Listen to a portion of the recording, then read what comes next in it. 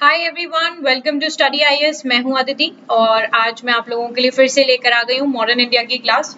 तो guys, last class में हम लोगों ने यहाँ पर देखा था कि किस तरीके से यहाँ पर आपके डोमिनेंट स्टेटस के बारे में बात करी जा रही थी। क्यों करी जा रही थी ये डोमिनेंट स्टेटस के बारे में बात? बेसिकली क्या था, मैं आपको एक रिकैप करा देती हूँ।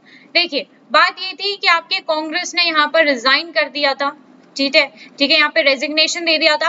इतने टाइम बाद उन्होंने 28 महीने का जो यहाँ पर उन्होंने अच्छी खासी अपनी एक सरकार बनाई थी, खुद की गवर्नमेंट फॉर्म यहाँ पर सरकार बनाई थी। उसके बाद सडनली उन्होंने यहाँ पर रिजाइन दे दिया था। क्यों दे दिया था? क्योंकि यहाँ पर आपका वर्ल्ड वॉर 2 आ गया था और यहाँ पर जो ब्रिटेन था, यानी कि जो ब्रिटिश सरकार थी, वो चाहती थी कि इंडियंस करें उनकी मदद इस पर्टिकुलर वॉर में। और यही सही मौका था जो आपके सोशलिस्ट थे। सोशलिस्ट ने सोचा कि भैया यही सही मौका है, इस मौके पे ही हमें चौका मारना जरूरी है और यहाँ पर हम कंप्लीट स्वराज के बारे में, यानी कि कंप्लीट इंडिपेंडेंस के बारे में बात कर लेते हैं कि आप हमें यहाँ पर कंप्लीट इंडिपेंडेंस दो। ओके, तो उसके लिए यहाँ पर बातचीत करी गई, जिसके हिसाब से यहाँ पर ब्रिटिशर्स कहते हैं कि भैया देखो, हम कंप्लीट इंडिपेंडेंस की तो बात छोड़ो, हम यहाँ पर आपको डोमिनेंट स्टेटस दे देते हैं। तो ये लेकर आए आपका ऑगस्ट ऑफर, जिसमें यहाँ पर डोमिनेंट स्टेटस के बारे में बातचीत थी। अब यहाँ पे देखो, मौका क्या था कि आपके जो अंग्रेज थे ना, वो यहाँ पर बस इंडियंस को बहलाने फुसलाने वाले काम कर रहे थे। ठीक है, बाकी they have no other intention, बस बहला फुसला के अपना काम कर लें। सारी चीजें बस ये बोल रहे थे कि वर्ल्ड वॉर खत्म हो जाएगा। वर्ल्ड वॉर कब खत्म होगा? 1950 में भी खत्म हो सकता है, कोई यहाँ पे गारंटी तो नहीं है ना, है कि नहीं। और आपका जो जापानीज पार्ट थी, जो आपका जापान था, ये सब आपका धीरे धीरे एक्सपैंड हो रहा था। तो उसके लिए क्या था कि यहाँ पर खतरा बढ़ता हुआ नजर आ रहा था। ओके, अब देखो यहाँ पर गाइस, आपके यूपीएससी के पर्सपेक्टिव से जो ये पर्टिकुलर टर्म जो स्टार्ट हो जाता है आपका 1940 से, या फिर हम कह सकते हैं 1939 से 1947 तक का ये जो टाइम है, ये आपका बहुत इंपॉर्टेंट है और इससे जो आपके क्वेश्चंस हैं वो बनते ही बनते हैं। इस वजह से आप लोग इस चीज पर पूरी तरीके से ध्यान रखें कि आप इस पर्टिकुलर जो ये टाइम है, ये जो टाइम फेज है, इस क्रोनोलॉजी को आप लोग जितने भी इस टाइम पे एक्ट्स, ऑफर्स, जो भी चीजें आई हैं, उनको आप यहाँ पर ध्यान रखें। ओके, चलिए स्टार्ट करते हैं अपनी क्लास को। तो मैं हूँ अदिति, मैं आपके लिए रेगुलरली बेसिकली मॉडर्न इंडिया की क्लास लेकर आती हूँ और ये हमारी क्लास का अब एंड होने जा रहा है। ठीक है, आपकी कल लास्ट क्लास होगी, उसमें आपका बस क्या बचा है, कैबिनेट मिशन, एंड देन आपका आ जाएगा पार्टीशन वाला किस्सा। ठीक है जी, चलिए स्टार्ट करते हैं अपनी क्लास को। Now before getting into the class, हम लोग यहाँ पे बात करेंगे अनअकैडमी के बारे में। सो अनअकैडमी यहाँ पर आपके लिए लेकर आया है सिविल सर्विस चैंपियनशिप, इंडिया की लार्जेस्ट स्कॉलरशिप टेस्ट है, जिसको क्यूरेट किया गया है टॉप एजुकेटर्स द्वारा। ये आपकी 13 जून को होगी, 10 बजे से लेकर 12 बजे। टॉप 50 रैंकिंग में अगर आप आ जाते हैं तो आपको यूपीएससी मेंटोर्स से यहाँ पर गाइडेंस मिलेगी। तो यहाँ पे जो मेंटोर्स हैं आपके, वो कौन कौन से हैं? अभिषेक सराफ हैं, शताब्दी मजूमदार हैं, Durga Shakti Nagpal, VN Ramesh, Krishna Mohan sir, Vipin Singh Sharma and your Rakesh Verma sir. तो ये यहाँ पर आपके रहेंगे, आपके ऑलरेडी एडमिनिस्ट्रेशन का ये पार्ट है। ठीक है, और ये यहाँ पर आपको गाइडेंस देने वाले हैं इफ अगर आपकी जो रैंकिंग है वो टॉप 50 में आ जाती है। तो काफी अच्छा मौका है, आप लोग चाहे तो इसमें पार्टिसिपेट कर सकते हैं। ऑलराइट, फिर देखिए यहाँ पर यूपीसीएससी मेगा सब्सक्रिप्शन ऑफर की बात करी जा रही है। बेसिकली क्या है, आपका अगर आप लोग सब्सक्रिप्शन लेते हैं उसमें 4 महीने हैं, उनको यहाँ पर एक्सटेंड कर दिया गया है। कोड का इस्तेमाल करना नहीं भूलना है। whenever you are taking subscription, use code STUDYIS। Okay, moving forward then यहाँ पर आप लोग लोन की सुविधा उठा सकते हैं। लोन आपको यहाँ पे प्रोवाइड हो रहा है। यूपीएससी की तैयारी करना चाहते हैं अनअकैडमी पे, तो लोन यहाँ पर आपको अच्छा खासा मिलेगा। ओके, चलिए आगे बढ़ते हैं। ये देखिए अनअकैडमी का कॉम्बैट है। Combat is a live quiz, it's a live quiz and it happens every Sunday 11 बजे। आप लोग इसमें भाग ले सकते हैं, बस यहाँ पर कोड का इस्तेमाल जरूर करना है आपको, STUDYIS। ओके, चलिए स्टार्ट करते हैं अब अपनी क्लास को। अब हम अपनी क्लास को करते हैं स्टार्ट। चलिए, तो आज हमें पढ़ना है क्रिप्स मिशन के बारे में। ठीक है जी, ऑगस्ट ऑफर हमने कल देखा था, ये ऑगस्ट ऑफर हमने कल कर लिया था। अब यहाँ पर कहानी आएगी, आपका क्रिप्स मिशन आएगा। अब देखो क्या था क्रिप्स मिशन, आपका जो समय है ये है आपका मार्च का, मार्च 1900 42 का समय है। यहाँ पर कांग्रेस वालों को, इंडियंस को एक थोड़ी सी एक उम्मीद बंधी थी, एक उम्मीद बंधी थी कि यहाँ पर कुछ नया होगा, कुछ अच्छा यहाँ पर सरकार हमारे लिए सोचेगी, कुछ अच्छा करने की सोचेगी, कुछ अच्छा करेगी। पर ये सारी जो उम्मीदें हैं वो हमारी धरी की धरी रह जाएंगी। क्यों धरी की धरी रह जाएगी? क्योंकि यहाँ पर क्रिप्स मिशन आया है। अब क्रिप्स मिशन यहाँ पर बेसिकली क्या था कि इन लोगों से तो कुछ समझ नहीं रहा था, क्योंकि कांग्रेस यहाँ पे मना कर रही थी कि भैया हम वर्ल्ड वॉर 2 में we are not going to support you until and unless आप हमें यहाँ पर पूर्ण स्वराज के बारे में बात नहीं करते हैं, हम यहाँ पर आपकी कोई मदद नहीं करेंगे। देखिए यहाँ पर अगर इंडियंस की बात करें, कांग्रेस के लिए एक तरफ आपका कुआं था और एक तरफ थी आपकी खाई। खाई में गिर जाएंगे तो सीधे मर जाएंगे, ठीक है। कुएं में गिरेंगे तो यहाँ से कोई खींच के बाहर निकाल देगा। इसीलिए यहाँ पर चाहते थे कि ब्रिटेन की यानी कि ब्रिटिश की हेल्प करेंगे, जो आपकी अलाइड पावर्स उनकी हेल्प करेंगे। नहीं तो आपकी जो जर्मनी वगैरह है वर्ल्ड वॉर में अगर ये यहाँ पर ज्यादा आगे बढ़ गई तो इन्होंने भी क्या करना है, इन्होंने भी गुलाम करना है और स्थिति तब बहुत ज्यादा खराब हो जाएगी। इसका सोच के ही यहाँ पर जो आपके इंडियंस थे वो इस पर्टिकुलर चीज पर सोच रहे थे कि अब हम करें तो क्या करें। तो यहाँ पे मूवमेंट की बात शुरू कर दी गई कि मूवमेंट कर लेते हैं, ठीक है। फिर यहाँ पर सब कुछ रोका गया कि चलो मूवमेंट वगैरह मत करो, हम यहाँ पर एक पर्टिकुलर चीज लेकर आ रहे हैं। तो गवर्नमेंट से यहाँ पर कुछ भी समझ नहीं रहा था, तो उन्होंने क्या करा, यहाँ पर एक बंदे को बुलाया। अब ये यहाँ पर आपके ब्रिटेन से आए, इनका नाम था स्टैफोर्ड क्रिप्स, ठीक है। ये यहाँ पर आए आपके इंडिया में ये आए और यहाँ पर ये लेकर आए क्रिप्स मिशन। ये अपना एक मिशन लेकर आए। बेसिकली यहाँ पर क्या था इस मिशन में, पहले तो इनको यहाँ पे क्यों भेजा गया था, ये बेसिकली एक प्रपोजल लेकर आए थे ताकि इंडियंस का जो सपोर्ट था वो इनको मिल जाए, ब्रिटेन को यहाँ पे मिल जाए कि भैया ये वैसे भी यहाँ पे बहुत सारी चीजें हो रही हैं, ठीक है। और यहाँ पर जो आपका साउथ ईस्ट एशिया है, ठीक है, वहां पे ब्रिटेन की जो सिचुएशन है वो काफी हद तक ब्रिटेन सफर कर रहा है यहाँ पे। तो इस वजह से ये पर्टिकुलर ये यहाँ पर एक मिशन लेकर आए कि चलो कुछ तो यहाँ पे प्रभाव पड़ेगा, ठीक है। वो इनकी कैरेक्टरिस्टिक वाली जो एक स्ट्रैटेजी रहती थी वो।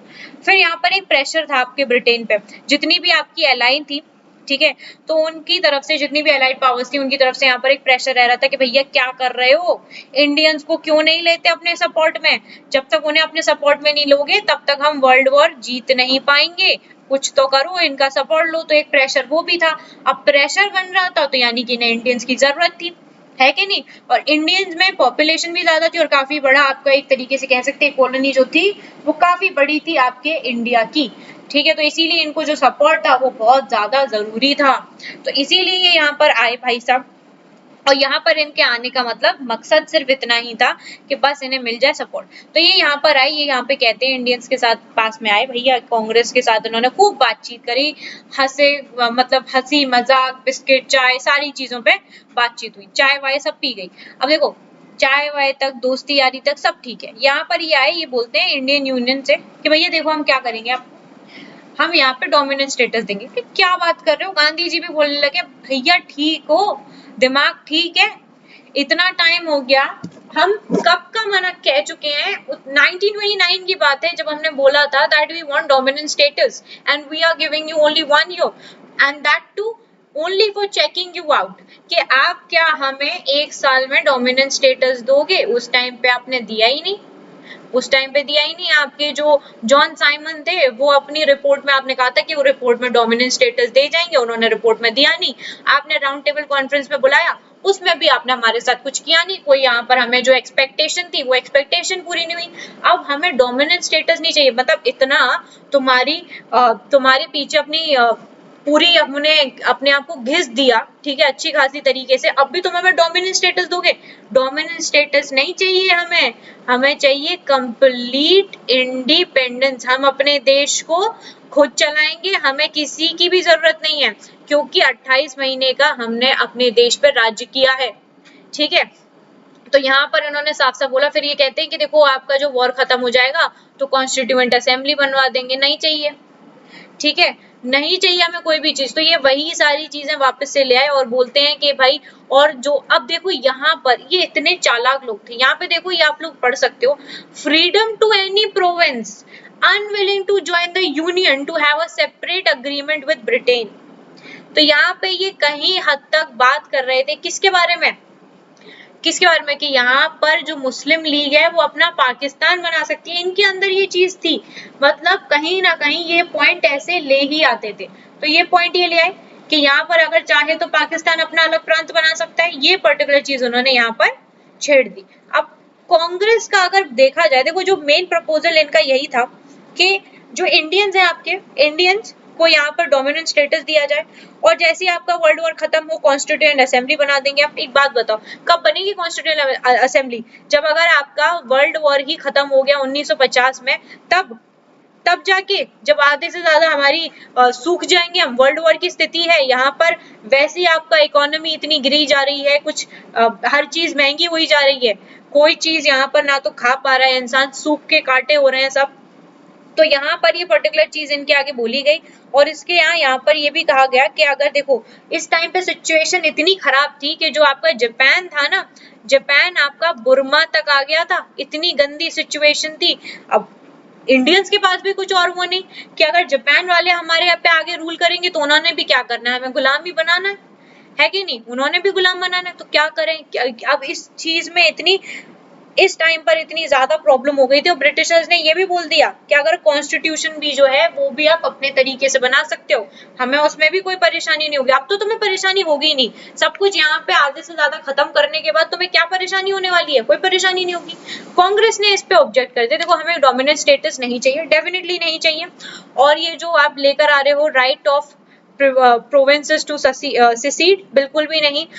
यहाँ पर कोई भी इमीडिएट ट्रांसफर नहीं होना चाहिए पावर का, और जो रिटेंशन है गवर्नर जनरल की सुप्रीमेसी, उन पे यहाँ पर ये जो पॉइंट्स थे आपके, इन पर यहाँ पर आपकी कांग्रेस ने ऑब्जेक्ट किया, और मुस्लिम लीग ने ऑब्जेक्ट किया कि Pakistan not being explicitly offered. Okay, और जो मशीनरी थी वो क्रिएशन ऑफ कॉन्स्टिट्यूएंट असेंबली। तो बेसिकली यहाँ पे पाकिस्तान, मतलब जो मुस्लिम लीग थी उनकी अलग अपनी कहानी चल रही थी, ठीक है। उनका ये था कि हमें तो भाई अपना एक अलग जगह बना के दे दो, हम उसमें खुश हैं। तो यहाँ पर क्या है कि किसी के भी मत नहीं मिल रहे थे, ना आपकी सरकार का मत मिल रहा था, ना कांग्रेस का मत मिल रहा था, ना मुस्लिम लीग का। तो ये आपके चार, ये कह सकते हैं एक ट्राइंगल जो था ना, मैंने आपको कल बताया था, ये आपके ब्रिटिशर्स, ये आपकी कांग्रेस, और ये थी आपकी मुस्लिम लीग। मुस्लिम लीग में जिन्ना आपके रिप्रेजेंटेटिव थे, और आपकी कांग्रेस में हमारे गांधी जी थे। अब यहाँ पर क्या है कि ब्रिटिश गवर्नमेंट यहाँ कांग्रेस से अलग बात करती थी, मुस्लिम लीग से अलग बात करती थी, वो डिवाइड एंड रूल वाला किस्सा इनके यहाँ चल रहा था, और ये आपस में अपने बातचीत करते थे। तो इनकी आपस में एक टसल रहती थी, क्योंकि जब आपके जिन्ना यहाँ पर 14 पॉइंट्स लेकर आए थे तो नहीं माने थे गांधी जी, जो आपके नेहरू रिपोर्ट के टाइम पे लेके तो नहीं माने थे, क्योंकि देखो क्या है, जब हम एक देश में रह रहे हैं। अब आप एक बात बताओ, कांग्रेस में क्या मुसलमान नहीं थे, मुस्लिम्स थे ना कांग्रेस में। जब कांग्रेस में मुस्लिम्स थे और इतने बढ़िया बढ़िया लीडर्स थे यार, इतने बढ़िया बढ़िया लीडर्स थे, क्या वो ये चीज डिमांड कर रहे थे? मुस्लिम लीग अपना अलग डिमांड कर रहा है, ये तो गलत है ना। मुस्लिम्स तो वो भी है कि नहीं? तो वो यहाँ पर अलगाव की बात नहीं कर रहे हैं, आप यहाँ पे अलगाव की बात क्यों कर रहे हो? आप खुद ब खुद अलग यहाँ पे महसूस करने की कोशिश कर रहे हो। ओके, तो यहाँ पर ये पर्टिकुलर चीज इनके द्वारा यहाँ पे ऑब्जेक्ट करी गई। फिर यहाँ पे देखो क्रिप्स मिशन जो था, अब यहाँ पे आपका ये एक तरीके से फ्लॉप रहेगा, ठीक है, फेलियर रहेगी इस पे, क्योंकि यहाँ पर जो एक टसल थी वो आपके अब कांग्रेस और आपके क्या नाम है इनका, मुस्लिम लीग, इन दोनों के बीच में यहाँ पर काफी हद तक ये प्रॉब्लम चढ़ गई थी कि भैया यहाँ पर जो है, यहाँ पे तो काफी हद तक प्रॉब्लम चल रही है, यहाँ कुछ अब सोल्यूशन निकल नहीं पाएगा। देखो आपका जो क्रिप्स मिशन था वो एक नंबर का रहा था यहाँ पे फेलियर, ठीक है, एक नंबर का यहाँ पे फेलियर रहा था।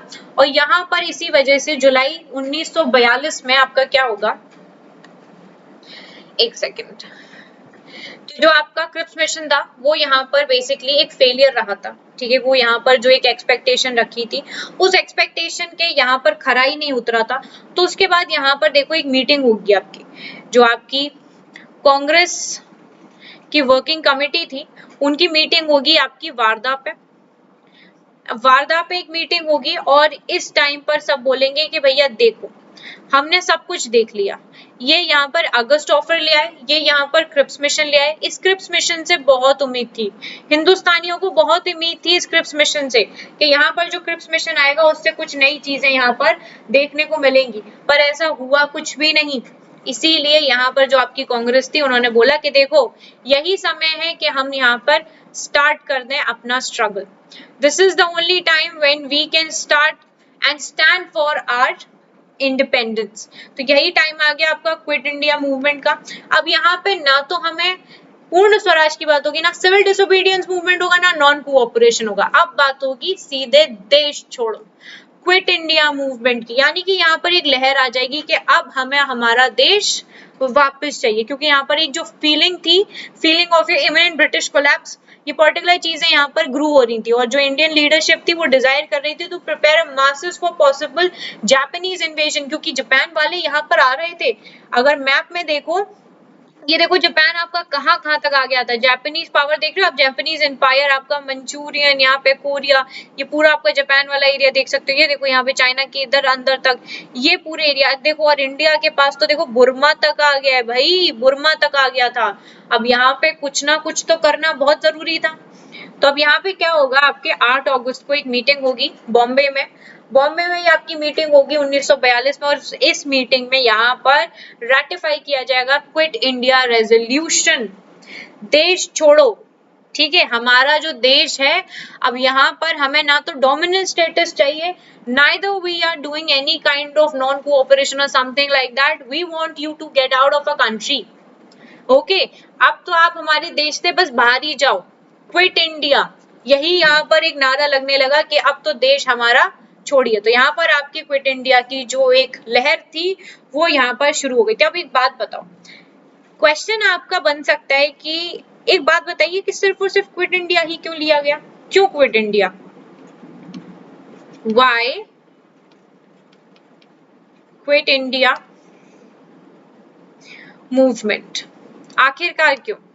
इसीलिए सबसे पहली चीज ये कि जो क्रिप्स मिशन था, मैंने आपको बताया क्रिप्स मिशन से ना बड़ी सारी एक्सपेक्टेशन थी, वो एक्सपेक्टेशन जो थी ना वो इंडियंस की यहाँ पर टूट गई थी, ब्रिटिशर्स से और कोई उम्मीद बची नहीं थी। लग रहा था कि भैया देखो हमारा क्या है ना, हमें अपना जो देश है वो खुद ब खुद स्थापित करना पड़ेगा अपने हिसाब से। और एक पॉपुलर डिसकंटेंट यहाँ पर आपका ग्रू हो रहा था, देयर वाज पॉपुलर डिसकंटेंट। क्यों? क्योंकि यहाँ पे देखो प्राइजेस बढ़ रहे थे, प्राइजेस इतने हाई हो रहे थे, किस वजह से? वर्ल्ड वॉर 2 की स्थिति थी यहाँ पे, उसकी वजह से। देखो वर्ल्ड वॉर होगा तो ह्यूमैनिटेरियन क्राइसिस होगी, आपके प्राइसेस बढ़ेंगे, दाल आटा चावल सबके प्राइसेस बढ़ेंगे, तो यहाँ पे आदमी खाएगा क्या? और अगर खाएगा नहीं तो क्या होगा? मर जाएगा। तो मरना ही है, तो यहाँ पर हम अपने देश को आजाद कराएंगे। ठीक है, तो यहाँ पर जो आपके न्यूज थी, news of reverse suffered by the British in the south east, जो जापान था वो यहाँ पर एक्सपैंड होता ही जा रहा था। और जो लीडरशिप थी, leadership wanted to condition the masses for a possible Japanese invasion, के किसी भी तरीके से यहाँ पर जापान को इंडिया में इन्वेट करने से रोका जाए, क्योंकि जापान आपका यहाँ पर बढ़ता जा रहा था। तो यहाँ पर जो स्लोगन्स थे वो स्लोगन यहाँ पर स्टार्ट हो गए थे आपके डू और डाई वाले। अब यहाँ पर देखो जापान वाले अगर इंडिया में घुस भी जाएंगे तो आपके ब्रिटिशर्स क्या है, ब्रिटिशर्स तो भाग जाएंगे।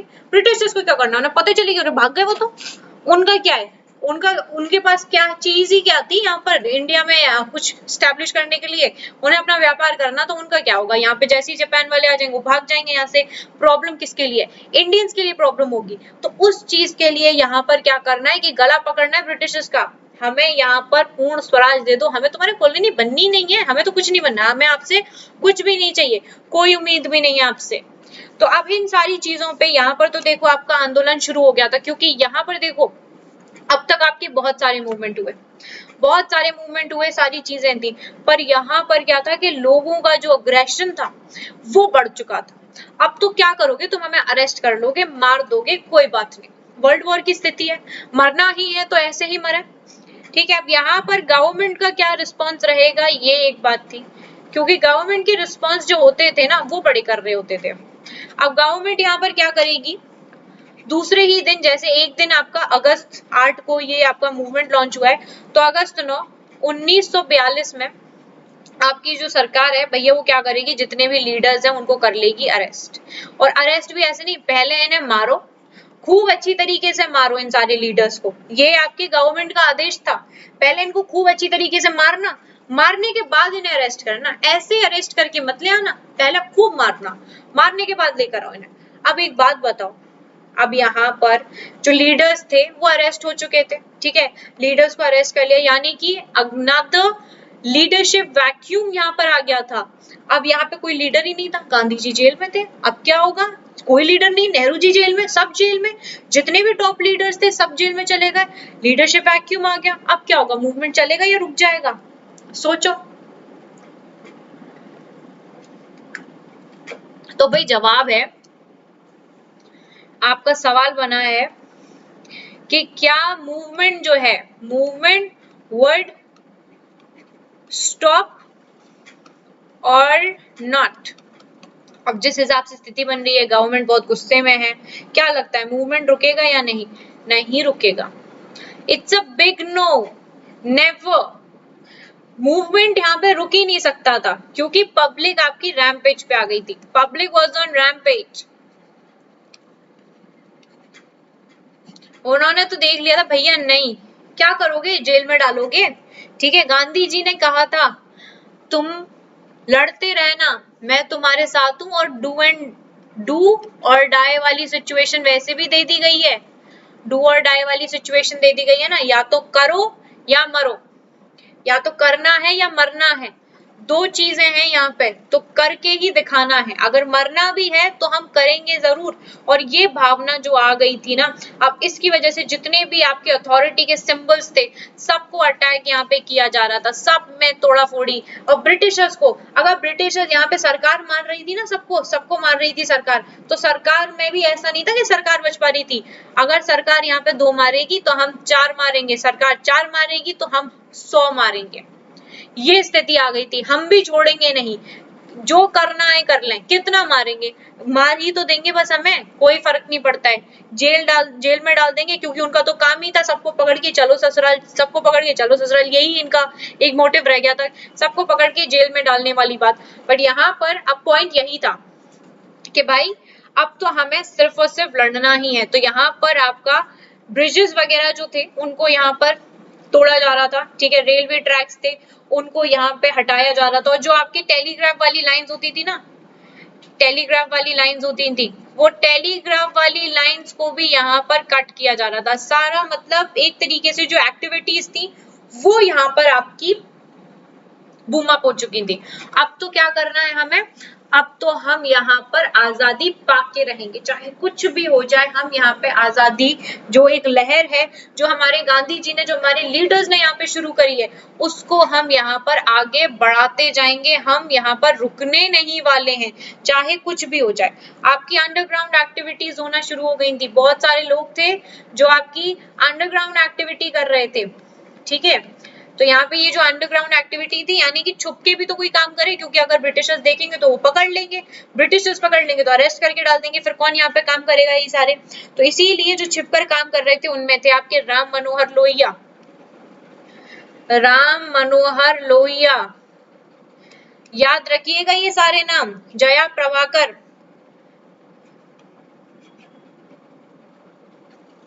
ठीक है।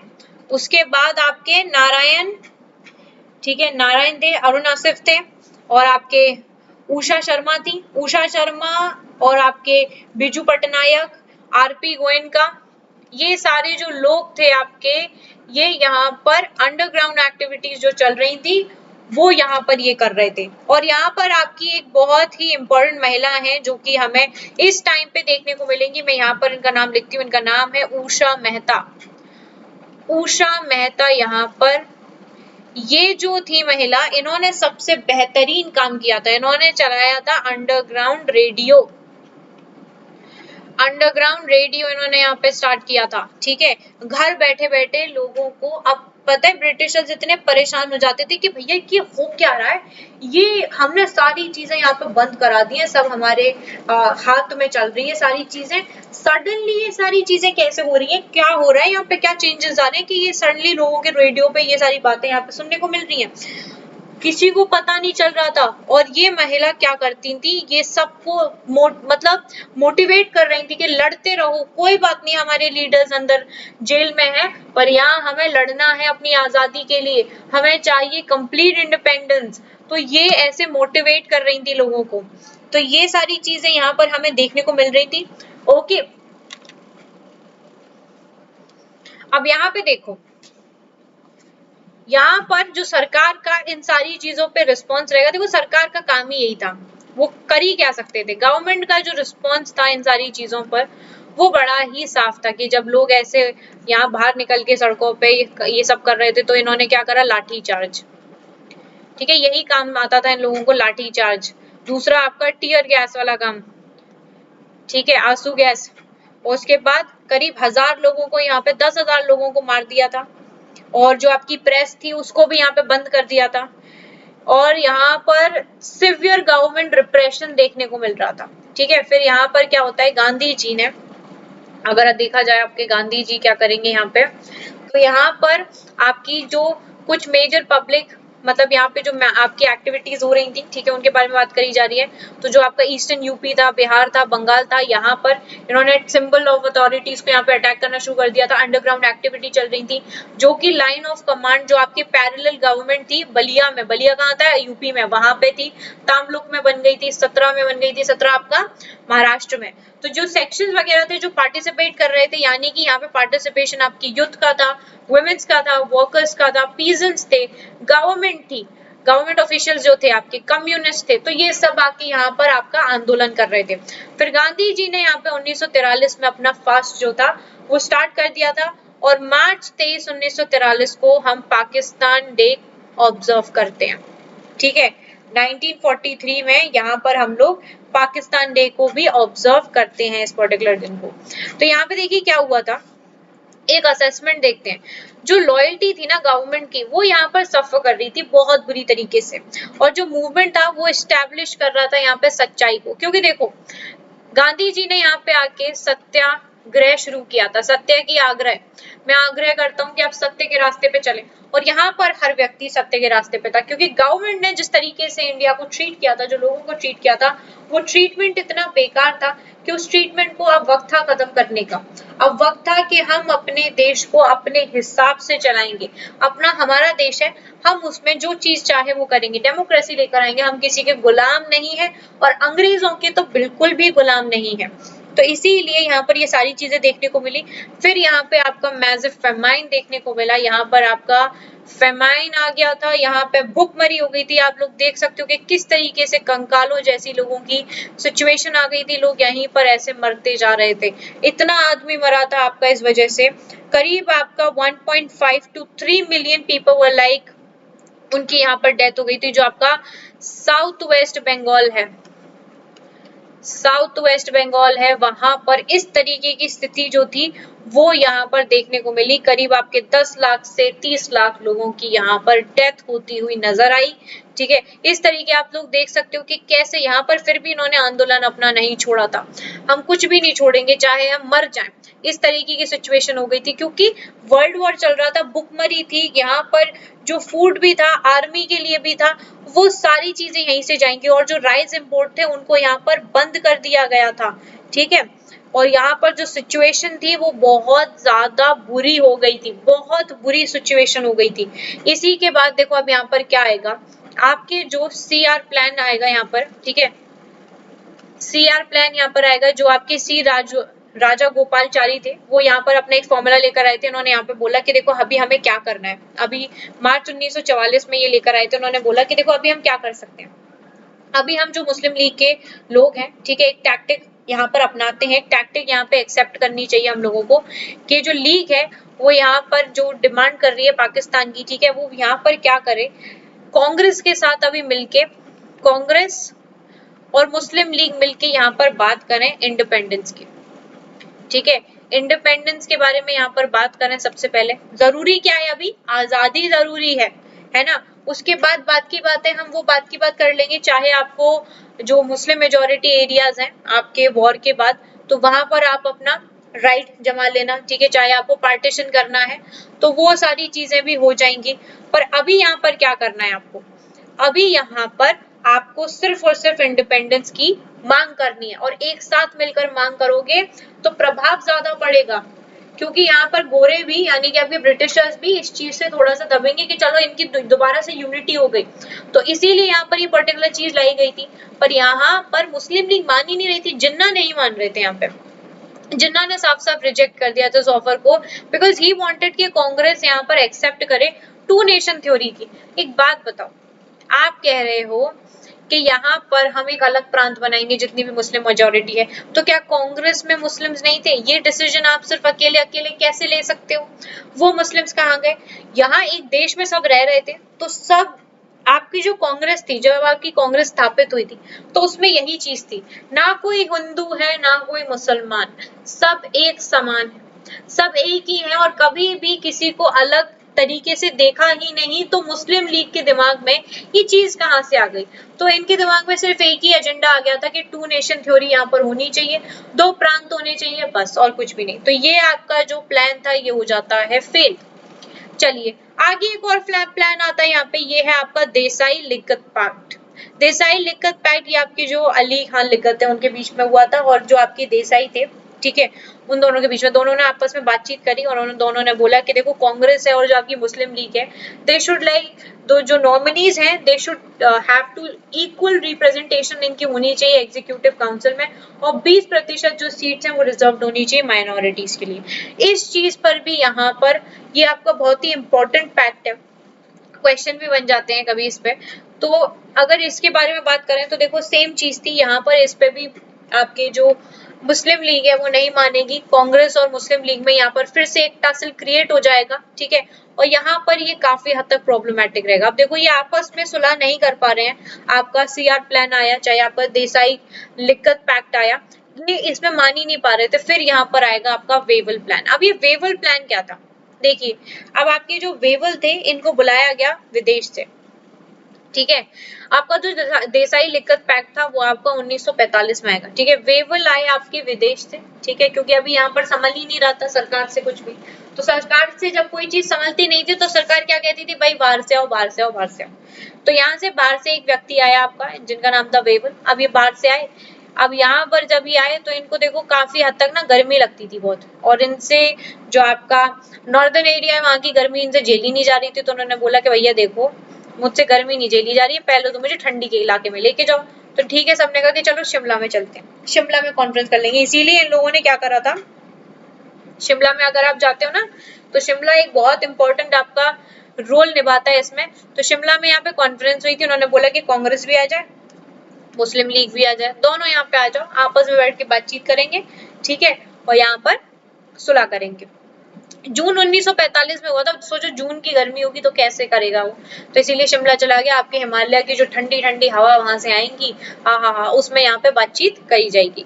चलिए, तो यहाँ पर क्या होता है कि जो आपके ऑल इंडियन एग्जीक्यूटिव काउंसिल है वो एक्सेप्ट करती है governor general and commander in chief को।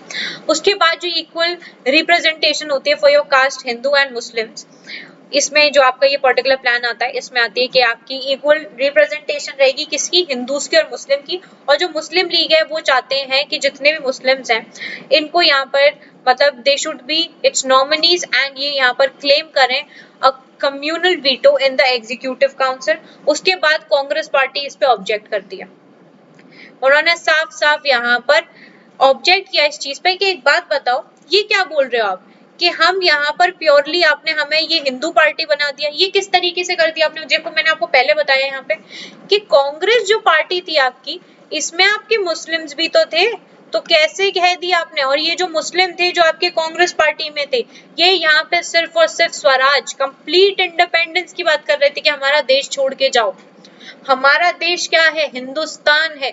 तो किस तरीके से आपने कह दिया कि यहाँ पर सिर्फ और सिर्फ जो कांग्रेस पार्टी है वो हिंदू पार्टी है? हिंदू पार्टी तो नहीं है वो, हिंदू पार्टी कहाँ है?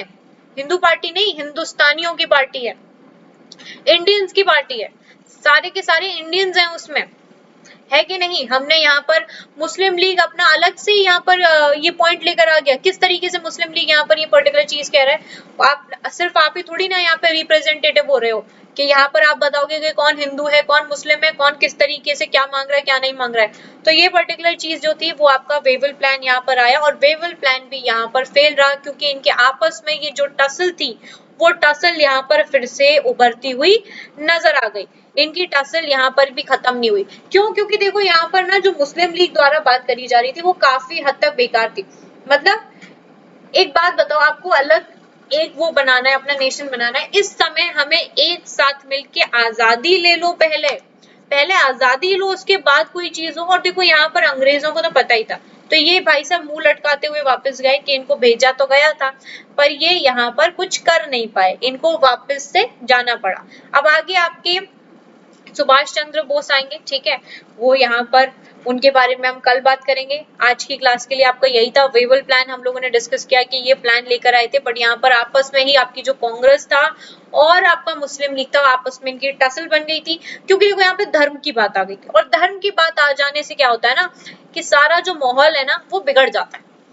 और धर्म कुछ नहीं होता, सब एक देश में रह रहे हैं, हम एक देश में रहते हैं ना, तो सबको सिर्फ एक ही चीज फॉलो करनी चाहिए, ये हमारा देश है और इस देश को हमने एक साथ बनाना है कि नहीं। जो ब्रिटिशर्स ने पूरा उसे खराब कर दिया था उसको हमें एक साथ बनाना है, एक साथ वर्क करना है। तो यहाँ पे यही सारी चीजों के बीच में इनकी टसल रही थी और ये जो प्लान था आपका ये भी यहाँ पर सक्सेसफुल नहीं रहा। तो क्रोनोलॉजी याद रखना, 1945 में वेवल प्लान आया, 1900 आपके 45 में देसाई लिगत पैक्ट आया, 1944 में आया आपका सीआर प्लान, ठीक है। फिर यहाँ पे क्विट इंडिया मूवमेंट आपका शुरू हुआ था, 1943 में गांधी जी ने अपना फास्ट स्टार्ट कर लिया था, और उसके बाद 42 में आपके जो जापान था, जापान यहाँ पे एक्सपैंड हो रहा था काफी हद तक। क्रिप्स मूवमेंट, क्रिप्स का जो आपका ऑफर था, ठीक है, वो आया था यहाँ पर, ठीक है। क्रिप्स आया था आपका 1942 में। अगस्त ऑफर आया था आपका, कब आया था अगस्त ऑफर? 1940 में। तो 1940 से आप 1945 तक का अभी हाल फिलहाल में याद रखें, फिर हम लोग बहुत पास हैं, अब अपने देश को आजाद कराने के बहुत पास हैं, बहुत नजदीक हैं। ओके, तो वो बाकी की चीज हम कल डिस्कस करेंगे।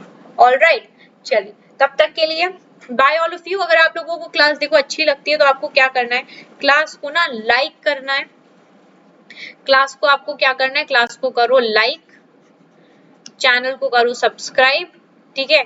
अच्छी लगती है तो क्लास लाइक करा करो और शेयर भी कर दिया करो, चैनल को सब्सक्राइब भी कर दिया करो इफ यू आर न्यू।